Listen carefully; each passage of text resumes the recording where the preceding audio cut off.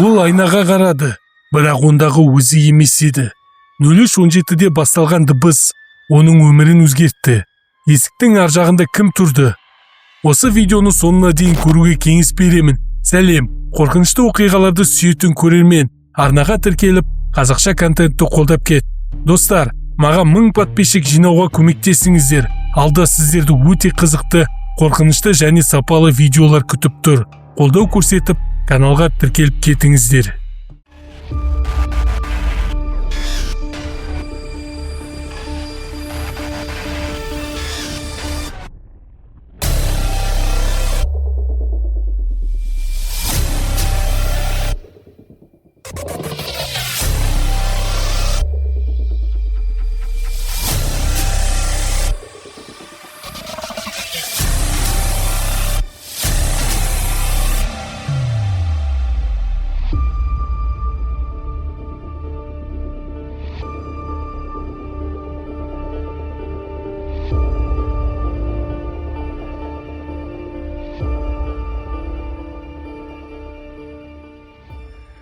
Астана, күздің суық кеші, қала әдеттегідей жарық, бірақ бір түрлі тыныш еді.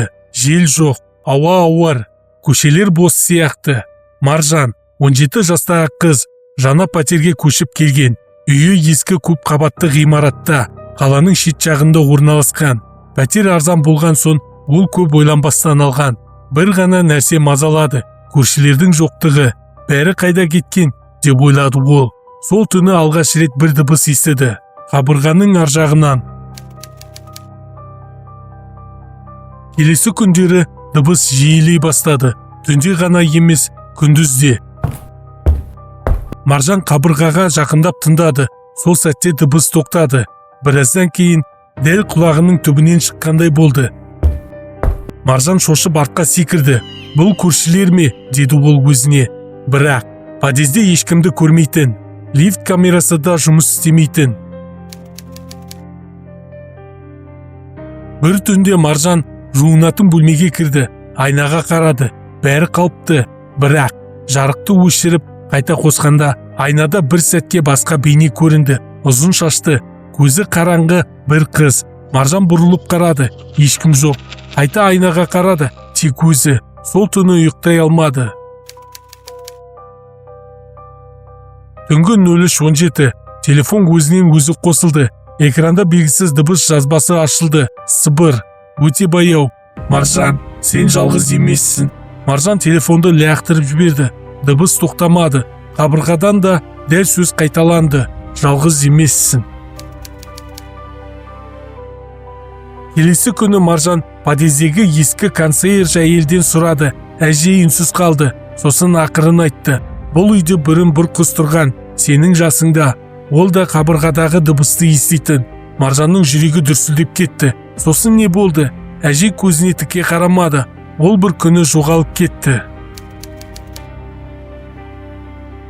Түн, тағы да сол дыбыс. Бірақ бұл жолы қабырғадан емес, есіктің артынан.